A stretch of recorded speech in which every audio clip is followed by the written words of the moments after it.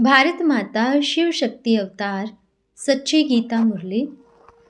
ओम पिताश्री शिव बाबा याद है। आज है 24/3/2026 प्रातः क्लास।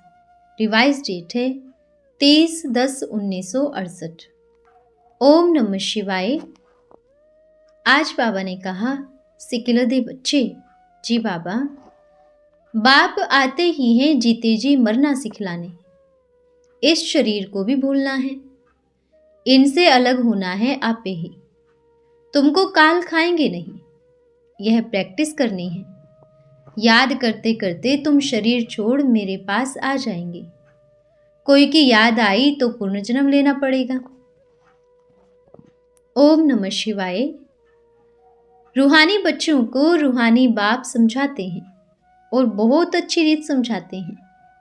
जब यहाँ बैठते हैं, घर को तो याद करते होंगे ना। अभी अपने घर जाना है। जैसे लौकिक घर याद आता है ना। लौकिक घर से तुम यहाँ आए हो पारलौकिक घर का रास्ता जानने के लिए। बाप बच्चों से बात करते हैं। बच्चे समझते हो हम बेहद के बाप के बच्चे हैं। बाप आए ही हैं बच्चों को घर ले जाने।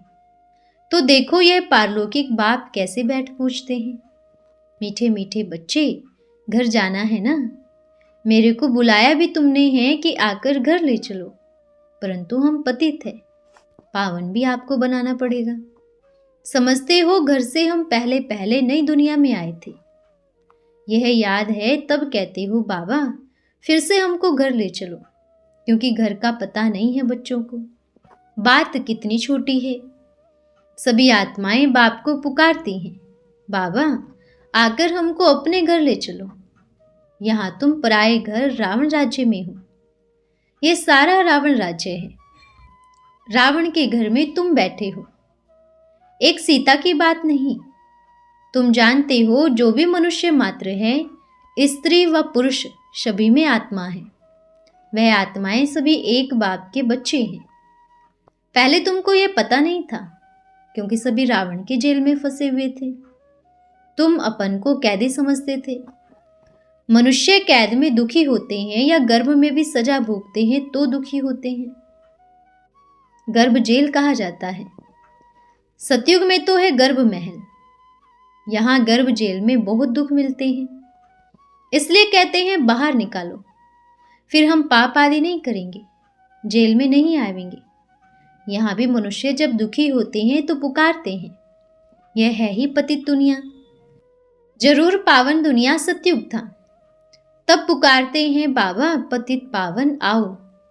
अभी जो खुद ही पुकारते हैं वह पावन दुनिया की स्थापना तो कर न सके। बापू जी भी पुकारते थे, तो खुद राम राज्य कैसे स्थापन करेंगे। अभी तो राम राज्य और रावण राज्य के अर्थ को भी समझ गए हो। आधा कल्प है राम राज्य अर्थात ईश्वरीय राज्य, अभी है आसुरी राज्य। अभी बाप आए हैं ईश्वरीय राज्य अर्थात स्वर्ग में ले जाने। तो यहाँ तुम बच्चे बैठे हो तो नॉलेज अंदर में मंथन होनी चाहिए। समझते हो हम यहाँ आए हैं नई दुनिया स्वर्ग में जाने के लिए। अभी तुम बच्चों को समझ पड़ी है, आगे इतनी समझ नहीं थी। अभी समझते हो आधा कल्प रावण राज्य में हम बंद थे, विषय सागर में गोता खाते थे। क्षीर सागर स्वर्ग को, विषय सागर नरक को कहा जाता है। त्रेता को भी पूरा स्वर्ग नहीं कहा जाता। अभी तुम बच्चों को सारी रचना के आदि मध्य अंत की नॉलेज मिलती है। पहले थोड़ी पता था, कब कोई ने सुनाया भी नहीं। बाप को जानते थे, भला अपने आत्मा को जानते थे। आत्मा भ्रुकुटी के बीच सितारे मिसल है। बस सिर्फ इतना ही जानते थे कि वह सितारा है, बाकी यह थोड़ी मालूम था इतनी छोटी सी आत्मा में इतने 84 जन्मों का पार्ट भरा हुआ है। मैक्सिमम और मिनिमम थोड़े ही जानते थे। अभी वंडर खाते हो, कितनी छोटी चीज है। एक भी मनुष्य अपन को आत्मा नहीं जानते, आत्मा को रियलाइज नहीं करते कि आखिरी आत्मा क्या चीज है। अभी तुम समझते हो हमारी आत्मा में सारा पार्ट भरा हुआ है। 84 जन्म कोई सभी थोड़ी लेते हैं, कोई तो एक जन्म भी लेते हैं। आत्मा कितनी छोटी है, उनमें सारा पार्ट है। बाबा ने समझाया है, तुम 84 जन्म कैसे लेते हो। पार्ट बजाने वाली आत्मा है। आत्मा अकेली क्या करेगी? शरीर द्वारा पार्ट बजाती है। सतयुग में आत्मा एक ही शरीर लेकर 150 वर्ष पार्ट बजाती है, जैसे सूट हो जाता है। फिर 5000 वर्ष बाद वही एक्ट चलेगी। तुम भी अभी पुरुषार्थ करते हो यह बनने के लिए। यहाँ तुम आए ही हो यह बनने के लिए। सत्यनारायण की कथा सुनते थे, परंतु वह तो सभी है झूठ। अमरनाथ पार्वती की कथा सुनते थे, परंतु क्या सुनाते थे वह किसको भी पता नहीं। अमरपुरी का मालिक बनाते थे, वह भी कैसे? द्रौपदी के लिए दिखाते हैं कि वह पुकारती थी, पतित होने से बचाओ। अच्छा, फिर क्या करेगी? पतित होने का अर्थ क्या था? कुछ भी नहीं समझते। क्या तुम पहले समझते थे?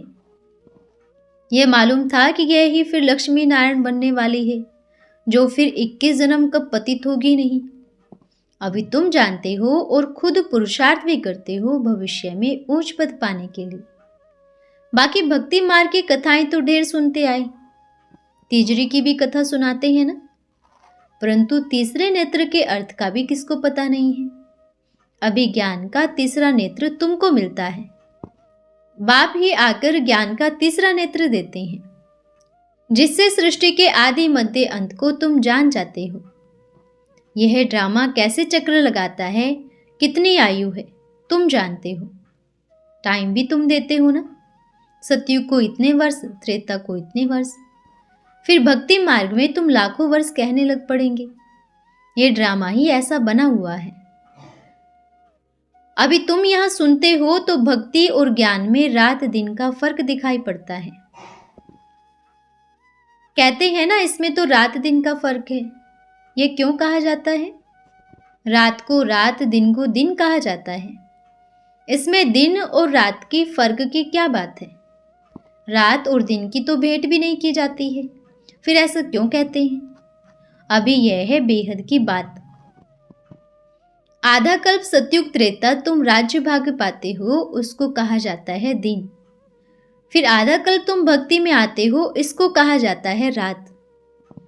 बाप आकर तुमको समझाते हैं, अभी फर्क देखो। ज्ञान दिन और भक्ति रात का फर्क। रावण के राज्य में है दुख, राम के राज्य में है सुख। कितना फर्क हो गया है। यहाँ अभी तुम आते हो स्वर्गवासी बनने के लिए, कितनी खुशी से आते हो। तुम्हारी खुशी गाई हुई है। गोपी वल्लभ के गोप गोपियों से पूछो। गोपी वल्लभ तो शिव बाबा हुआ ना। एक वल्लभ के सभी गोप गोपियां हैं, तो प्रजापिता ब्रह्मा हो जाता, और फिर आत्मा के रूप में सभी एक बाप के बच्चे हैं। तो यह नॉलेज तुमको अभी मिलती है। आत्माएं तो सभी भाई भाई हैं। फिर प्रजापिता ब्रह्मा के बच्चे बनते हो तो भाई बहन हो जाते हैं। यह भी समझाया जाता है कि बहन भाई को क्यों बनाते हैं, क्योंकि बहन भाई का नाता प्यार का रहता है। उसमें स्त्री पुरुष की दृष्टि नहीं जाएगी, परंतु देखा जाता है इस नाते में भी नाम रूप में आ जाते हैं, तो इससे भी ऊपर ले जाते हैं। एक दो को आत्मा भाई भाई समझो। यह तो जानते हो हम आत्मा पढ़ती हैं, परम पिता परमात्मा हमको पढ़ाते हैं। आत्मा को ये कान मिले हैं सुनने के लिए। तुम असल में हो आत्मा, परंतु अपन को देह समझ बैठे हो। अच्छा, फिर प्रश्न उठता है, क्या सतयुग में भी अपन को आत्मा समझ बाप को याद करेंगे? नहीं, ये अभी के लिए है, क्योंकि अभी पतित से पावन बनना है। वहां कोई देही अभिमानी होकर नहीं चलेंगे। अभी कहा जाता है अपन को आत्मा समझो, हम आत्मा हैं फलाने नाम रूप वाली। वहां ऐसे नहीं कहना होता है। यहाँ कहा जाता है क्योंकि पावन बनकर जाना है। वहां तो सीढ़ी उतरनी है ना। एक एक पॉइंट अच्छी रीत धारण करनी समझनी है। घर गृहस्थ में रहते भी अपना पाठ नहीं भूलना है। जैसे गाय खाना खाती है फिर उगारती रहती है, तुमको भी नॉलेज भूलनी नहीं चाहिए। इसमें मंथन करना होता है। एकांत में सुमरण करना चाहिए। सिमर सिमर सुख पाओ। अच्छी रीत सिमरो, फिर औरों को भी सुनाना है। सिमर सिमर सुख पाओ अर्थात सुख धाम का मालिक बन जाएंगे। कलह कलेश बीमारी आदि सभी छूट जाएंगे। अनेकों को सुमरण करने से रोगी बन जाते हो। उनको ही कहा जाता है दुख धाम। तमो प्रधान है ना। यह है रावण राज्य, नरक। सत्यु को कहा जाता है स्वर्ग। सुख और दुख में रात दिन का फर्क कहते हैं। कोई चीज होती है कहेंगे 8 आने का है और ये 5 रुपए का है। ये तो रात दिन का फर्क है। तुमको भी समझना चाहिए, स्वर्ग और नरक में रात दिन का फर्क है। स्वर्ग में सदैव सुख है, नरक में सदैव दुख है। वहां है अपार सुख, यहाँ है अपार दुख। यह नरक है। मूल बात है नरक और स्वर्ग को समझना। स्वर्ग कितना समय चलता है, नरक कितना समय चलता है। बाप तुम बच्चों को बहुत बहुत सुख देते हैं। बाप स्वर्गवासी बनाते हैं। समझना चाहिए हम स्वर्ग के कितने अथाह सुख देखते हैं। यहाँ तो दुख ही दुख है। फिर भी तुम यहाँ आते हो तो उस दुनिया का कुछ भी याद नहीं पड़ता है। वह तो सभी झूठी बातें हैं, इसलिए उनका कुछ भी ख्याल नहीं चलता। अभी अगर लाखों वर्ष स्वर्ग का देते हैं तो जरूर नरक को थोड़े वर्ष देंगे ना। तो यह भी कहे ना बाबा आप सुख तो बहुत लाखों वर्ष देते हो, दुख तो बहुत थोड़ा देते हो। यह भी समझ चाहिए ना। बाप बैठ समझाते हैं यह कल्प ही 5000 वर्ष का है। लाखों वर्ष की तो बात ही नहीं। सतयुग है स्वर्ग, 16 कला संपूर्ण। फिर दिन प्रतिदिन मनुष्य वृद्धि को पाते जाते हैं। पहले जरूर थोड़े होंगे। उन्हों को कहा जाता है आदि सनातन देवी देवता धर्म। नानक ने भी कहा है मानुष से देवता किए करत न लागे वार। कब सुनते तो है ना। भगवान ने मनुष्य को देवता, नरक को स्वर्ग बनाया, परंतु ग्रंथ पढ़ने वाले ये थोड़ी समझते हैं। है तो बहुत क्लियर। मनुष्य को देवता बनाया। देवता है तो पावन। उनको वैसलेस वर्ल्ड कहा जाता है। पवित्र दुनिया शिवालय, यह है अपवित्र दुनिया वैशाल्य। मनुष्य से देवता किए करत न लागे वार। कितना समय? सेकंड। 1 सेकंड में जीवन मुक्ति। 1 सेकंड में कोड़ी से हीरे जैसे बन सकते हैं। तुम कहते हो हम आए हैं कोड़ी जीवन से हीरे जीवन बनने। ये देवी देवताएं हीरे जैसे हैं, तब उनके आगे जाकर नमस्कार करते हैं। तुम कहेंगे हम ये बनते हैं, कल्प कल्प बनते आए हैं। बाप समझाते हैं भक्ति मार्ग में तुम जो कुछ सुनते आए हो वह भी ड्रामा में नूंद है। अथाह ढेर की ढेर कथाएं हैं। तुमको तो सिर्फ याद करना है हम आत्मा हैं और बाप को याद करना है। बाबा आया हुआ है। बस बाबा कहना कितना मीठा है और सीधा अक्षर है। सभी का बाप परमधाम से आया हुआ है। बाप आकर टीचर बन पढ़ाते हैं, मनुष्य से देवता बनाते हैं। बाप कहते हैं तुम पतित हो ना, कहते भी हो हे पतित पावन, तो क्या तुमको गंगा व पानी का सागर याद आता है? परमपिता परमात्मा को याद करते हो ना। आत्मा अपने बाप को याद करती है। एक हद का बाप, दूसरा है बेहद का बाप। वह सभी आत्माओं का बाप है, परंतु यथार्थ रीति कोई भी न अपन को न बाप को समझ सकते हैं। ऐसे ही सिर्फ तोते मिसल कह देते हैं, इसलिए जानवरों मिसल कहा जाता है। समझते कुछ भी नहीं, सिर्फ बुलाते रहते हैं बाबा आओ। भगवान सर्वव्यापी है, ठिक्कर बित्तर में है, तो ठिक्कर बित्तर को बोलो ना कि ठिक्कर से अब बाबा बन जाओ। अपन पर तो लज्जा आनी चाहिए। हम रावण के संग में कैसे बंदर, बूढ़े, रीछ आदि क्या क्या बन गए हैं। बिल्कुल ही बेसमझ बन गए हैं। बाबा खुद कहते हैं हमने तुमको कितना समझदार बनाया, फिर तुम इतने बेसमझ बन पड़े। जब से भक्ति शुरू हुई है यह उल्टी बातें सुनते आए हो। बाप बैठ समझाते हैं पहले पहले अव्यभिचारी भक्ति थी, शिव को ही पूजते थे। जिसने तुमको पूज्य बनाया उनकी ही पुजारी बन भक्ति की। यह तो समझ की बात है ना। बाप तुम बच्चों को समझाते हैं तो फिर तुमको भी टीचर बन समझाना चाहिए ना। सर्विस पर हाजिर रहना चाहिए। बाबा के पास कलकत्ते से समाचार आया, दिल्ली में फ़ोन किया कि बड़ी कॉन्फ्रेंस में अंग्रेजी में बोलने वाला चाहिए। 10-20 मिनट का टाइम मिला है। अमेरिका की तरफ से सभी यहाँ आए हुए थे। वहाँ कोई अंग्रेजी में होशियार तो है नहीं। कॉन्फ्रेंस बड़ी अच्छी थी। सभी धर्म वाले आकर इकट्ठे हुए हैं।